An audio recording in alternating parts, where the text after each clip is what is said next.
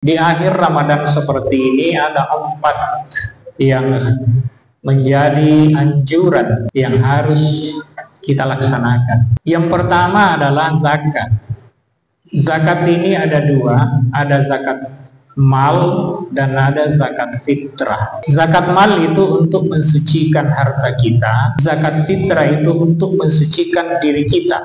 Kemudian yang kedua yang dianjurkan kita di akhir seperti ini adalah bertakbir. Sejak masuk 1 Syawal kita dianjurkan untuk bertakbir. Kalau Idul Fitri itu sampai maghrib. Kalau Idul Adha sejak 10 Zulhijjah sampai 14 sampai 13 sampai hari-hari tasyrik, itu kemudian dianjurkan untuk bertakbir. Man ahya lailatal id, siapa yang menghidupkan malam Id, baik Idul Fitri maupun Idul Adha, maka pada saat itu hatinya akan dihidupkan oleh Allah, di mana hati-hati yang lain mati.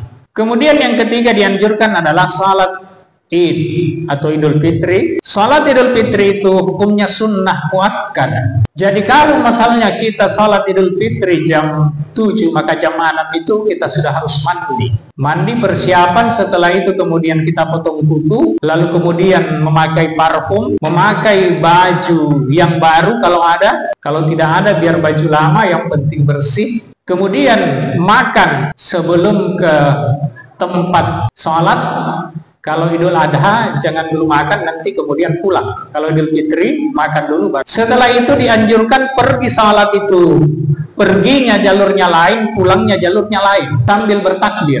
Jadi misalnya kita pergi itu jalur sebelah kanan, maka pulang itu jalur sebelah kiri, sambil bertakbir. Ini maksudnya agar kemudian syiar agama ini, syiar takbir itu terus dikumandangkan. Setelah itu ada namanya tahniyah. Tahniyah itu dianjurkan untuk memberi ucapan selamat, baik kita ketemu ataupun mungkin sekarang ada WA yang sering disampaikan, itu anjuran. Setelah itu bersalaman atau ketemu dengan saudara-saudara. Bahkan Rasul juga selesai sholat itu mereka juga pergi ke keramaian, tempat hiburan. Bahkan konon diceritakan itu ada kegiatan atraksi tameng atau tombak itu, sampai Aisyah naik di punggung pundak Rasulullah untuk nonton. Kemudian yang selanjutnya dianjurkan adalah silaturahim. Kenapa dianjurkan ini? Karena insya Allah hubungan kita dengan Allah sudah tidak ada masalah. Kita sudah puasa dan menghidupkan Ramadan, sudah dijanji oleh Allah, man shoma ramadana imanan wa ihtisaban ghufira lahu ma taqaddama min dzambi. Insya Allah sudah diampuni dosa kita.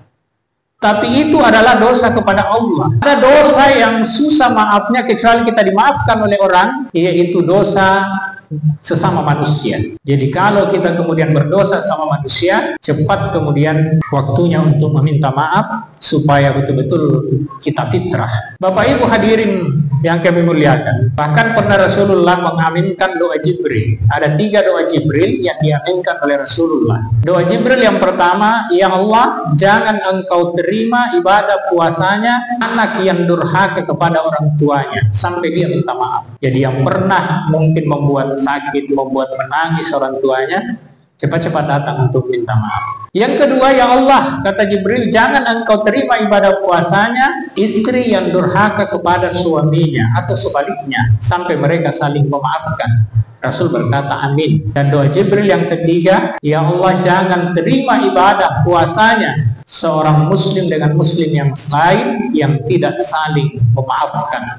Jadi kalau ada yang minta maaf kita tidak maafkan, jangan harap puasa kita sampai. Atau ada orang yang kemudian tidak minta maaf, jangan harap pahala-pahala kita kemudian bisa sempurna.